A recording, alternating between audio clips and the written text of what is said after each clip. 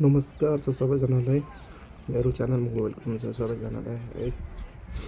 अझ चाहिँ म चाहिँ युकेको चाहिँ लन्डनको इस्ट लन्डनमा छु म होइन। इस्ट लन्डनको साइडको चाहिँ तपाईँको चाहिँ यो चाहिँ मेरो घरको नजिक यो अबेवुड भन्ने ठाउँको नजिक छ एउटा सानो पार्क। सानो त के भन्नु, मजाको पार्क छ होइन। युकेमा तपाईँहरूको चाहिँ पार्क त जति भने त्यति भेटिन्छ के गाई छ। त्यही भएर यो सानो पार्कमा चाहिँ म चाहिँ आज चाहिँ यसो भ्युइङको लागि गएको छु, साइट सिइङको लागि गएको छु है।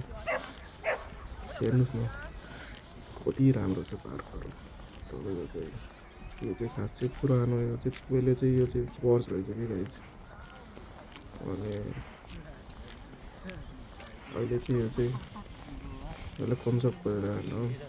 अनि यसलाई चाहिँ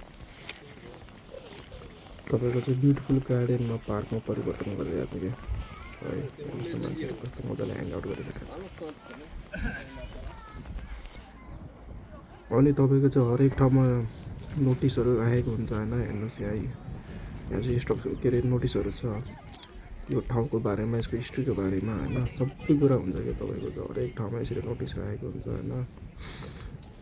चाहे कि जति पनि भिजिटरहरू आउँछ उनीहरूलाई चाहिँ थाहा होस् कि यसको हिस्ट्रीको बारेमा है। हरेक कुरामा चाहिँ के कुरा प्रोहिबिटेड छ, के कुरा अनप्रोहिबिटेड छ, हरेक कुरा तपाईँको चाहिँ नोटिसमा राखेको हुन्छ क्या।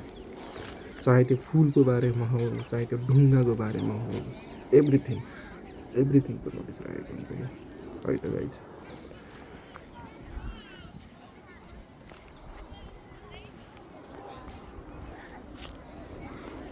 हेर्नुहोस् न गाइज, अझ त घाम पनि यस्तो मिठो लाग्थ्यो होइन। वाउ, यस्तो मिठो थियो क्या मौसम। अहिले चाहिँ तपाईँको चाहिँ स्प्रिङ लागिरहेको छ होइन। यो चाहिँ फुल फुल्ने समय हो।